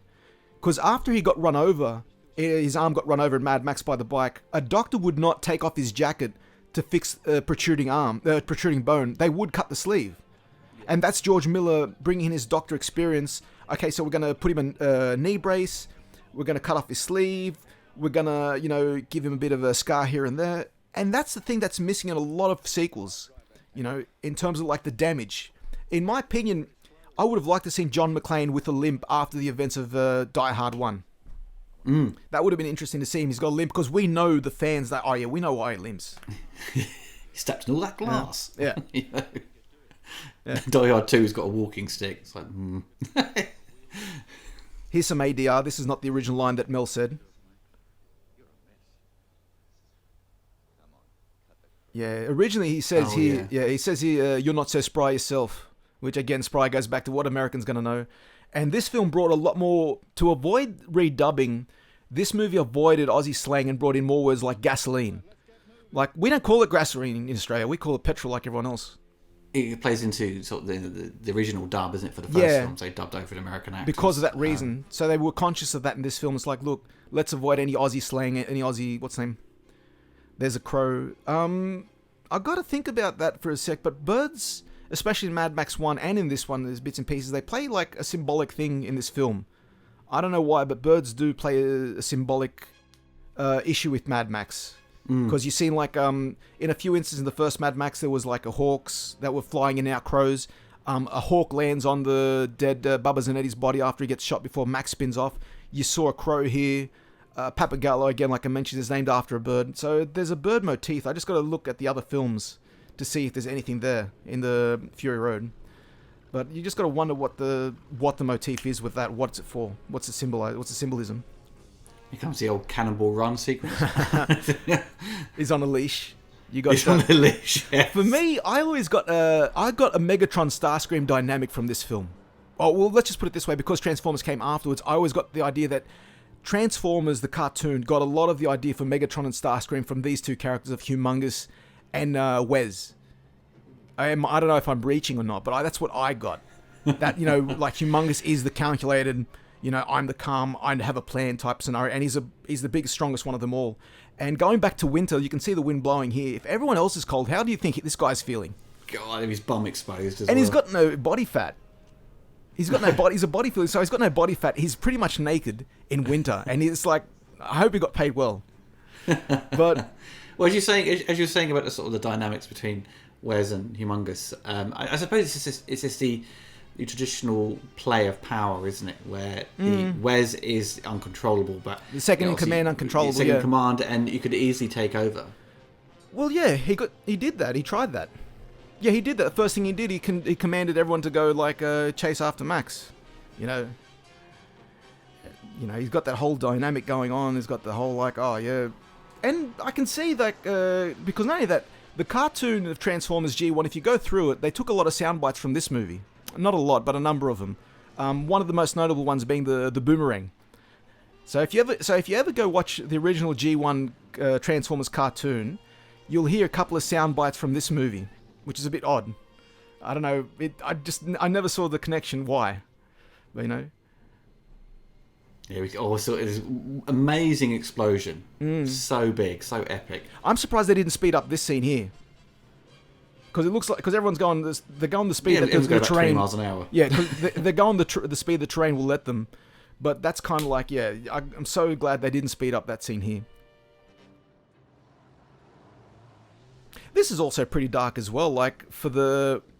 This is in a way payback for the campsite people, where basically they don't need to blow it up in a way. They're leaving it behind, but they're like, nah. If we won't have, they need to lower the numbers, don't they, of the bad guys, so they can have a stronger chance of escaping. And I think someone also know not everyone's going to survive this escape. Yeah, that's a bit of it. How many of them knew it was a suicide mission? They're sort of plodding along. Of that shot there, we can see in the background you got the explosion, in the foreground you got the cars just going about 5 miles an hour, going, let's get out of here. Oh no, I'm thinking back to an Australian thing. I was trying to think back to. Oh no, Simpsons also did it as well, where they're getting away very slowly. I'll go on foot. They're heading for the observatory. No, we're not. Why don't we go there? Get some good view. I'm trying to remember word for word, but they were in that float or whatever we call it, and all the thing peeled off, and Moe and everyone sees Bart and Homer. They're driving slowly. And Moe's like, they're heading for the observatory. And Homer's like, no, we're not. And Moe's like, oh, maybe we should go there. Get some good views. And get some cider. Yeah, that's the one. Who would get cider from the observatory? Oh, Jesus Christ. The whole things. Oh, God. He's great. He's probably the best scene that everyone always refers to with this movie. Oh, yeah. It's sort of defines the movie, isn't it? This sequence here. And they try to sort of redo it and come the third one, but it doesn't have the energy. No, it doesn't have. Not only that, you're missing the because it's on a rail track. It just feels a bit weird because it can't go left to right. You're basically pressing a pedal, and Max isn't even driving. And better that he's not, because here, this is Max. All right, Starscream, now it's your turn. He cuts off his chain and lets him go for it.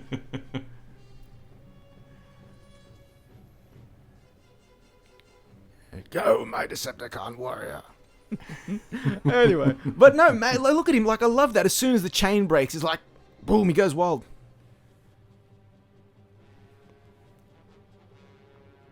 Just the stunts are just so amazing. Again, you got to give credit to the stunt people, all of them.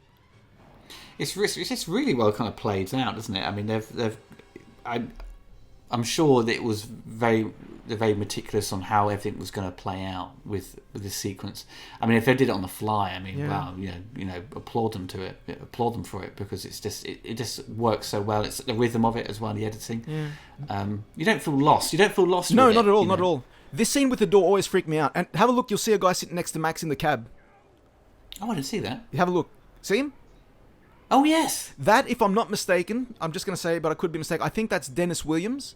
That's the guy, that's the truck driver that crashes the truck later on in the big stunt later on.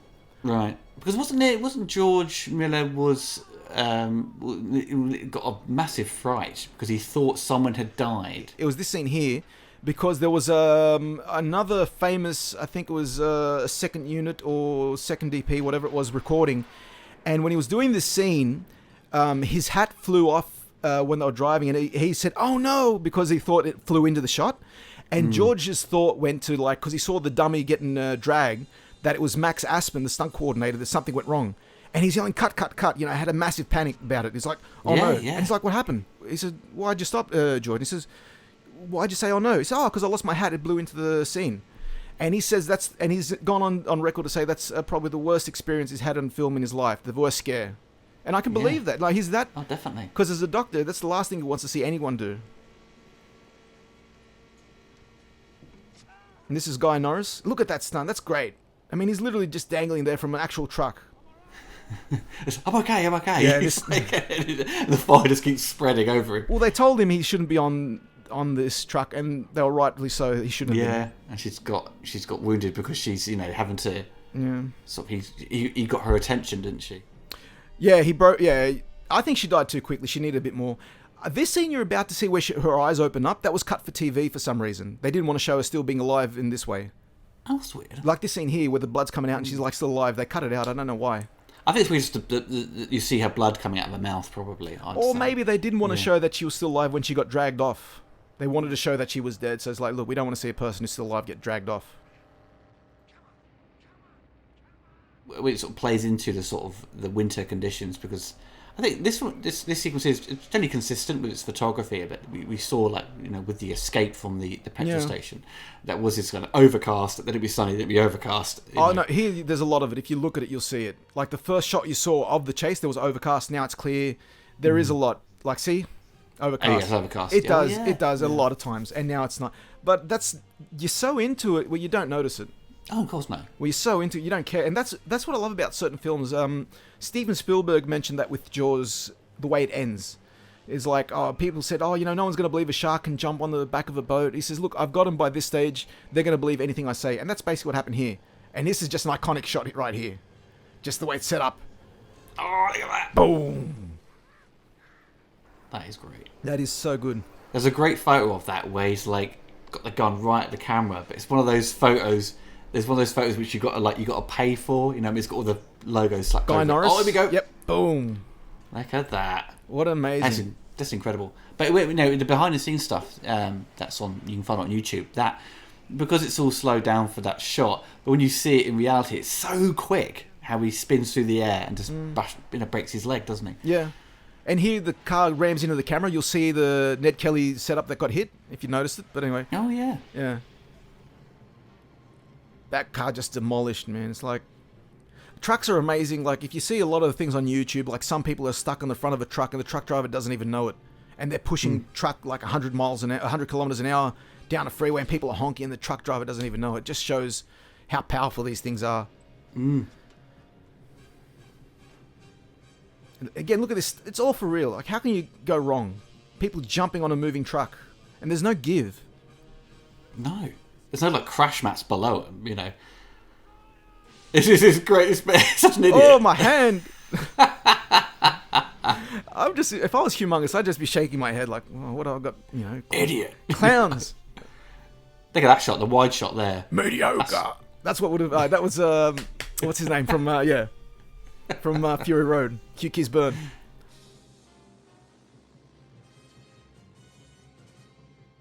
I mean, Michael Preston's character gets, he's trying to save the feral kid, but then he just gets shot and just drives off and veers off into the distance. Yeah, and that's the car that Max steals, which rightly so. It's it's the closest thing to his car. It's like a V8. So again, that kind of, as much as Max is free of what he is, he still has his preferences. He's still like, nah, I want this car. And come beyond Thunderdome, the car that he drives is basically kind of similar to the car that he had in the first Mad Max. It's sort of, it's either a Fairlane or it could be a Falcon. No one's really, a 4-door sedan. No one's really confirmed it, but it's a V8, very similar to the car Max was driving in Part 1. The yellow car. So he's still got that. He's always going to be like a bit of vain. Here's the feral kid. It's like,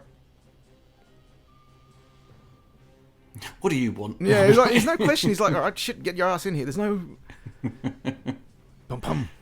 Everything about it is so great. Feral kid. Okay, so what are you going to do about it?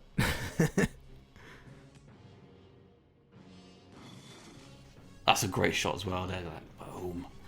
This is so good about Max. You just see, like, he's probably... The problem I had with Fury Road, especially with the car, Max just looks so out of place in Fury Road when it came to, like, the car he was driving. And everything. It didn't feel like correct. Where here, Max looks perfect for this world. Max looked like he belongs here, so it's kind of like he's supposed to be in this world. That's why he's alive. Boom, those heads go off. The heads explode there. I wonder if they'll still... They use watermelons for that, by the way, according to Miller. Because they still use the... does he still use the eyes popping out? Not in this one. He used it in... Number 1, he used it. At the beginning, there's a dead corpse with their eyes kind of protruding. Yeah. Yeah. The sand's already leaking out of the tanker if you had a look there. The bad guys haven't figured it out there, have they? You know, that it's full of sand. I like Max's look here that he gives to Papagallo. Papagallo's like, it says like, you know, take him with you. And the thing about the way Max is taking with you is not saying like, I don't want him with me. It's like, look, where I'm going, this kid shouldn't come with me. Because this is Max saying, I'm going for suicide. I'm going to drive till I die. Take him with you. And I agree. I get that. That's probably at this point, that was his mindset. He's like, I'm going out with a bang. I'm going out with it. Oh. My back.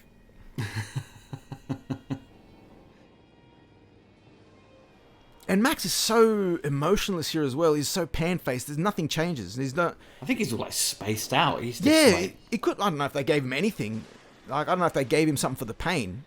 Like, that would have been interesting if it was a deleted scene where it's like, here, take this for the pain. But I doubt it.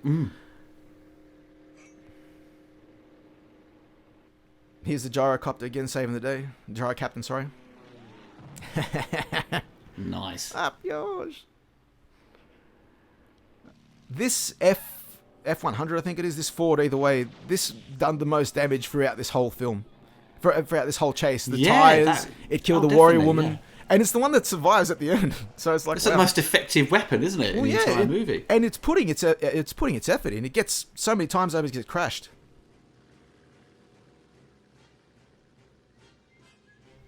Oh, it's bringing the music now. Yeah, the music. From so the amazing. The Mad Max theme as well, I suppose.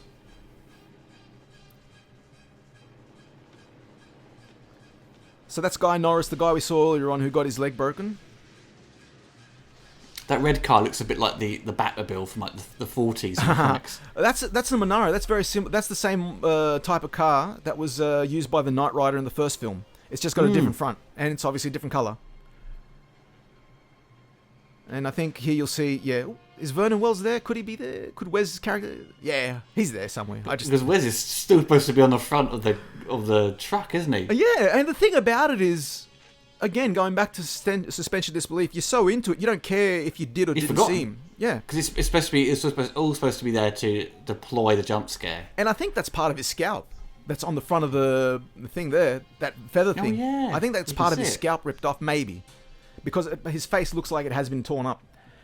And I love everything here, like the heartbeat, everything goes slow motion, and Humongous is like, to hell with it. Just the adrenaline could be, he's burnt like nothing else. The adrenaline's just going, it's like a piece of bacon. Go, bugger it. And he's just gone balls out. And everything just, the music stops. It's quiet. The wind, no engine.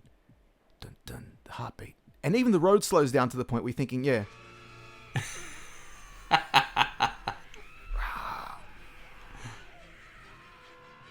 Max was finished by this stage. Wes got the gun. He had the bullet. Max was finished. And here we come, one of the greatest stunts. Oh, that's wonderful. And just everything about it. I mean, I'm still amazed how they did it full on, head on. Boom. Yeah, and you got stunt driver bloody Dennis Williams. They said he couldn't eat for 12 hours, I think, before this stunt in case he needed to be flown to hospital. Really? Yeah. God, he'd be starving. Yeah, he was. He's like, oh, I'm so hungry, this and that. But they got it there. They said, bugger it. And he did the stunt, and everyone's like, no way could they do it. There's a bit of a diffuse here with the, because again, low light. It was like they weren't sure. Oh, yes, it often seems like anamorphic blur, but it usually occurs at top and bottom. Yeah. On the left and right, it seems a bit fuzzy. I like the remaining bad guys here because if you look at their faces, they suddenly become human. They look human. They take off their masks, and they look like lost children. Yeah. I look at like playing now. Like the game's over. Playtime's over, and they look like, what were we doing? What was it all for? And that's why then the music. It's a tragedy. This is a human tragedy. This is like if we all of a sudden reverted to this. This is what happened. Quick look. We talked about this before. You'll see Wes's hand holding onto Max's shotgun underneath all the shrapnel. So the gun's still there, but you see Wes holding onto it. Keep an eye out. There. Oh yeah, excellent. It's like, oh, Max, don't forget your shotgun. That's your, and he does have it, which technically it should have been useless after that kind of an accident. Oh, definitely. Look at that. It's just so.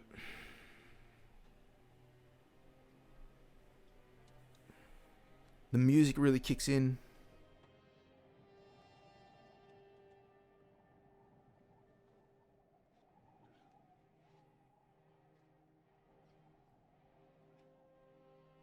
Yeah, no, I mean, it goes back to the whole thing. It's like, again, the dirt could be a metaphor for, what are we chasing? What is fuel really? What is it really? It's useless. It could be that kind of metaphor. And I think Max kind of gets it here as well. And that's what everyone kind of saw. Do you think, because it's implied here that Max didn't know the switcheroo, did he? No, he didn't. He thought he was, it was leading off with the petrol. Yeah, some people claimed it was the gyro captain's idea. But right there, you heard the Papagallo's theme. So that was basically Papagallo's idea all along. Yeah. Where it's like, no, because if Max knew, he wouldn't have been driven. I guess so. Yeah, he needed it to be that he was going to take this petrol. He was going to save the day. I loved it. These two work so well, and they know it. Like you've got the, It's the great smile Max goes here. Mel does. I mean, Gyro Captain knew. This guy's like, he sees the humor. That's what's so good about Max. He sees the funny of it. He seems like, it's like, all right. And this plays into, I love this little moment here because it ends with the guy who did the voiceover at the beginning is now closing the film with this Max was like some sort of myth, mythological character. Max is, by this stage, we've just been told a ghost story, and Max is literally dead. He's been dead for maybe how many decades? Like I was going to say centuries, but it was only based probably like for 50. He's been dead probably for 50 years, for we know, because this guy now talks like his old 80s or 90-year-old man, and in fullness of time, he becomes the leader. So I can still see him becoming somehow Max in Fury Road, but Max here, I love this then shot where it pulls out, and the music, dun dun, dun dun. Yeah, it ends like the first one. Yeah, and you've just. But here with the mist, the overcast, everything, you've just been told a ghost story. It's one of those chills you get like you're at camp, A long time ago in a wasteland far, far away. Oh, yeah, exactly, There was a man, and it's like, ooh, I love that. But it's just... But yeah, Mad Max 2 is definitely one of the best sequels ever made. Oh, definitely. Definitely. It's up there with Empire and Godfather Part 2 and Terminator 2. Aliens, everyone. But for a reason, because it's a standalone type film. Yeah, it can function without Mad Max 1 and 3. Perfectly. Perfectly. It goes so well by itself. And the action, it goes back to what Hollywood... I think something that Hollywood maybe never had or probably lost over the years, especially now, is that raw sense of like, get down and do it. What does film mean to do? It means telling a story the best way possible. Not like, how much money can I make about this stunt? Because even if you see great stunts today, a lot of them are fake. Like, okay, there's effort put in. It's not an easy thing, I admit that. But it's not like, you're not putting your life on the line. And like I mentioned before, I don't think anyone should die for film. But here it's like, no, you get that pump. And if I was on that set, if I was a trained professional, I'd say, no, look, I'm giving 100% for this because you can see everyone else is. And it gives you that extra bit of effort. And it leaks onto the director. It leaks onto the actors. Everyone sees that. It's like, I'm going to do it as well. And when you give that kind of effort, you see it on the film. You see it in the audience, and people That's why 40 years. This film is as old as I am. It's almost 40 years now, and people still revere this film. No one ever says, "Oh God, that old boring film." Mad Max 1. Okay, you get a bit of that. People think it's too slow. I get it, but not this film. And even Siskel and Ebert loved it when it came out, which ironically they loved Part 3 more. But, Roger Ebert adored number 3. Yeah. It's very, very surprising considering that the sort of Mad Max sort of fans, the community even today were always a bit like, it's kind of okay. It's just it's not what they expected, and they kind of wanted more of this. But then if you did more of this, you'd be going, it's just the same as Mad Max 2. So you have to kind of always have that that sort of if you get what you want, you're often not particularly happy. It's a good thing sometimes not to get what you want. And the problem I have is it was 30 years between Mad Max Beyond Thunderdome and Fury Road, and there was such a long gap, and you had people like not even fully aware of what it was. And when Mad Max Fury Road came out, all of a sudden you've got these new fan experts. Oh yeah, this character represents this character represents that. He's blah blah blah. He's this and that. I'm thinking, look, we the older fans of it have like a back history with it, and when people say Mad Max 1, yes, it's slow, but it's still essential for me. Mad Max 1 for me really sets up the whole tragedy of the other films that follow. So whenever someone sees something like Fury Road and they see this action film, the same with Road Warrior or whatever they call it in in America when they call Mad Max 2, if you don't have the context of the first film, you forget this is a tragic story. This is not an action adventure film. This is this is a tragic film. If you saw Fury Road just by itself, it still functions by itself. I think to fully understand Max, as a character, you need to really see the first one. Definitely. It just gives a very solid groundwork for everything, and number 2 just gives you what the first one had, but amped up to 11. Yeah. And that's its strength. It's just a movie that is it never stops. It's continuous movement. It was what James Cameron said about Aliens was like it was like 100 miles of bad road, and this is Mad Max 2, and it does everything what it says on the tin, really. Yeah, and chronologically, I think what people have said is to watch Mad Max in the correct order, you should watch Mad Max 1, Mad Max 2, then Fury Road, and then Beyond Thunderdome, because I think the events of Beyond Thunderdome is supposed to take place after Fury Road. Which again, it doesn't make sense in a lot of things, but that's up in the air. I suppose it plays into how old Max is at the time, isn't it? Well, technically, Max is supposed to be, even though like Beyond Thunderdome is filmed like 3-4 years after Mad Max 2, it's supposed to be like 15 years later. So Max is well into his 40s. He's grayed up.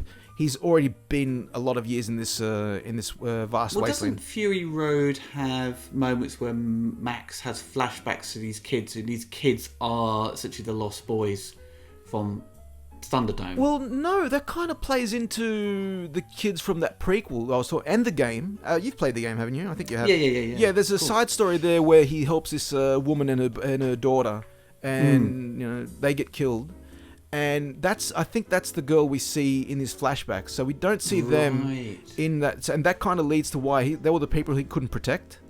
So, and I think the main villain in the game is supposed to be what's his name, Immortan Joe's son, one of his other sons. So it kind of does plays as the prequel to Fury Road, and that explains how he got his car back. That explains a few things, and it does sort of continues from how he was in Mad Max 2 to that one. But well, hopefully, with the prequel that's been announced recently, where they'll explore more of those ideas and develop some of these kind of backstories. Because at the moment, we're as Michael had pointed out, even me, throughout the commentary, a lot of these sort of theories we have are just kind of theories, and it's just loose bits of storylines that have kind of been introduced, and things, as you say, with some of the comics as well. Yeah, and I'd like to see Mel Gibson come back, because I think he should come back. Yeah. He really would. It's still disappointing, isn't it, that Mel didn't come back for Fury Road? Yeah. I love Tom Hardy in it. No, Tom Hardy was good, don't get me wrong, but Mel should have come back. It was just it helps with continuity, doesn't it? It's like Dirty Harry without Clint Eastwood or Rambo without Stallone. You miss that history. You miss that. As much as we like Tom Hardy, and I get it, depending how much further you want to go. But don't forget, George Miller is not a young pup anymore. It's not like he can do this for another 30, 40 years. He's already 75 years old. He's probably got a few good films left in him, especially to do Mad Max. It's not like he can start a new trilogy of films, basically, where it's like, or new, how many, like, you know. So it would have been good to see Mel Gibson come back. Well, everyone, that is the end of the commentary. Hope you enjoyed it. As we mentioned throughout the commentary, we have recorded a commentary to Mad Max 3 Beyond Thunderdome, so look out for that in the coming weeks. Okay, everyone, take care, and goodbye. Bye, everyone.